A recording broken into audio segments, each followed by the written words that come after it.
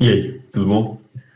No último vídeo, a gente abordou o que era basicamente um agente, e no vídeo de hoje a gente vai falar sobre meio que as características de um problema de inteligência artificial que envolve um agente em um ambiente. Então, sem mais delongas, vamos lá. Para começar meio que a desenvolver um agente racional que vai atuar sobre um ambiente, a gente precisa especificar qual vai ser a tarefa desse ambiente, né? Quais seriam as propriedades.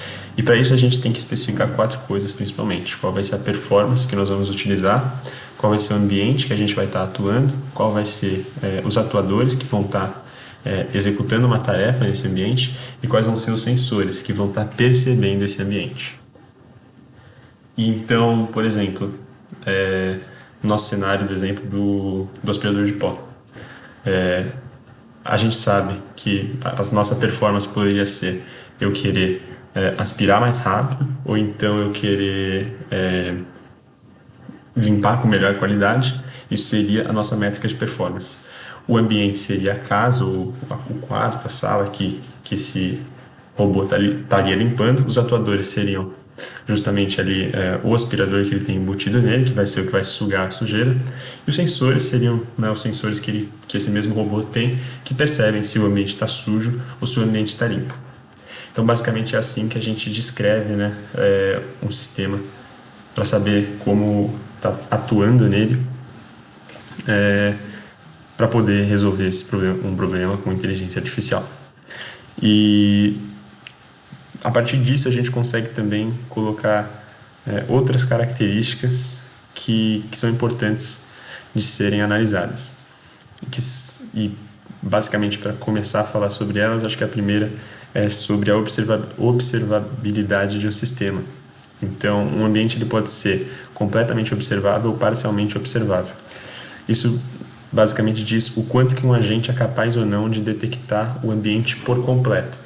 Então, o seu robô aspirador de pó, ele vai ser capaz de saber, ter conhecimento sobre a planta da casa inteira, ou ele só vai saber sobre o lugar que ele está, né? Ele sabe se a cozinha está suja, por exemplo, ou ele só sabe se a sala está suja, entendeu? Então, basicamente, isso que define se o ambiente é parcialmente observável ou completamente observável. Outra coisa é, no seu problema de inteligência artificial, você tem que entender se você está trabalhando com um agente único ou se você está trabalhando com vários agentes. Então, quantos aspiradores de pó você vai ter na sua casa? Você vai ter um, você vai ter dois, você vai ter três? A quantidade que você tem vai determinar se eles vão trabalhar juntos, se eles não vão. Então, toda vez que você coloca um agente a mais e você deixa de ser um agente único e passa a trabalhar com agentes múltiplos, você tem que também passar a considerar essa interação entre esses agentes e aí você ganha outras características do seu problema. Outra questão é se o seu problema ele é determinístico ou se ele é estocástico. O cenário determinístico, ele basicamente é definido por o seu estado que você está, a partir da ação que você toma, você sabe qual será o estado seguinte. E o cenário estocástico é exatamente o oposto disso. Você sabe o estado que você está, você executa uma ação sobre esse estado, buscando chegar em outro lugar, só que você não sabe se você vai chegar nele com certeza. Por exemplo de um táxi.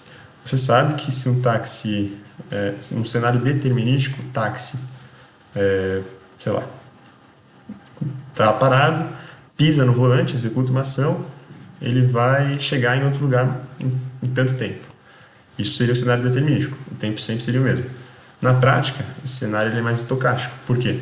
Porque você não tem a certeza de que você vai chegar naquele lugar em tanto tempo. Justamente porque podem ter situações que fogem do estado que você estava, que era o estado parado, e que fogem da sua ação, que é acelerar. Às vezes, por exemplo, pode ter trânsito, pode ter outros carros, pode ter um farol. Então, basicamente, essa é a diferença entre um cenário determinístico e um estocástico.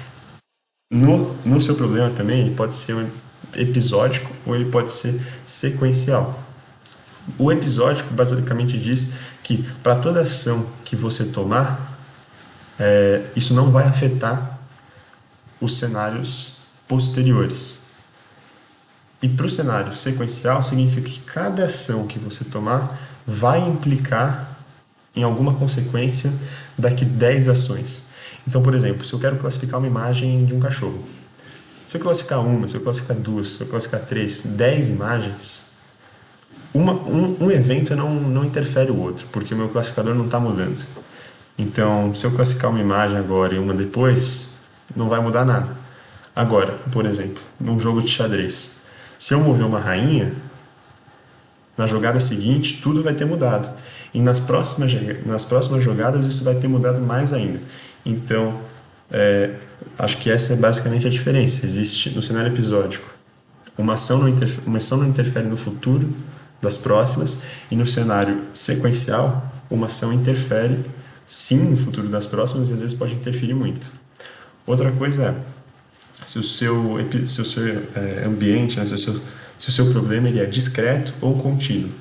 Discreto é quando a gente pega e quebra em pontos alguma coisa que é geralmente contínuo. Mas o que eu quero dizer com isso é, por exemplo, pega o tempo. A gente pode quebrar o tempo em horas, a gente pode discretizar o tempo e a gente olha para algum valor a cada hora. Então isso seria uma observação discreta. Uma observação contínua seria a gente estar olhando para isso o tempo todo, cada segundo, cada milésimo, o que é bem difícil. Então, para o nosso problema de inteligência artificial, a gente pode ter 4 cenários aí que dizem a respeito da discretização do tempo e do espaço, né? Dos estados e do espaço. Então, a gente pode ter estados contínuos com tempo contínuo, que seria um robô, que seria ele estar executando uma ação continuamente e ele está também analisando esse sistema continuamente. Então ele está executando, né? Está executando o estado direto, ele está sempre analisando o tempo, né? Ele sempre está fazendo uma tarefa nesse determinado tempo. Isso pode ser um exemplo de um robô. Ou então a gente pode pensar, né, num estado contínuo com o tempo discreto, que isso significa você, por exemplo, para uma estação meteorológica, você tem o ambiente mudando o tempo todo, né? O tempo muda o tempo todo, mas você pode observar ele apenas de hora em hora e fazer atualizações acerca disso. Você não precisa estar olhando isso com atenção o tempo todo, a cada segundo. Um exemplo de estado discretos e tempo contínuo seria um farol, por exemplo, o controle de um farol. Você tem estados bem definidos, verde, amarelo e vermelho, só que o tempo está sempre acontecendo, né? Você precisa estar mudando isso o tempo todo, né? Você não separa isso em intervalos. Então, aí está um exemplo de que seria um estado discreto com um tempo contínuo.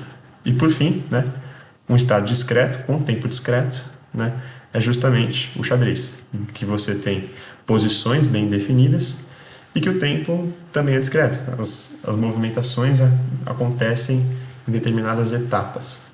Então, acho que basicamente essa é a diferença entre discreto e contínuo. A gente também pode estar falando sobre um problema estático ou um problema dinâmico. Um problema estático, basicamente, quer dizer que o seu ambiente ele só vai mudar por causa das ações do agente. E um ambiente dinâmico significa que ele está em constante mudança e que isso não depende apenas do agente, também depende dele, mas não só dele. Então, essa é basicamente a diferença entre estático e dinâmico.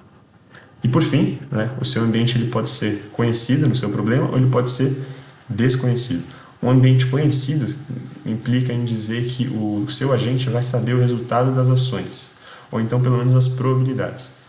Um ambiente desconhecido, né, implica em dizer que o seu agente ele não vai saber nem mesmo as probabilidades, ele vai ter que estipular as probabilidades, né, sem experiência, de qual serão os resultados das ações dele sobre o ambiente. Então, no caso de um cenário desconhecido, ele teria que primeiro aprender sobre o ambiente. E aqui tem uma tabela com alguns exemplos e de como funcionaria todas essas características que a gente descobriu para um problema. E com isso, né, eu encerro esse vídeo aqui. Espero que vocês tenham gostado. Não se esqueçam de se inscrever no canal. Um grande abraço e fui!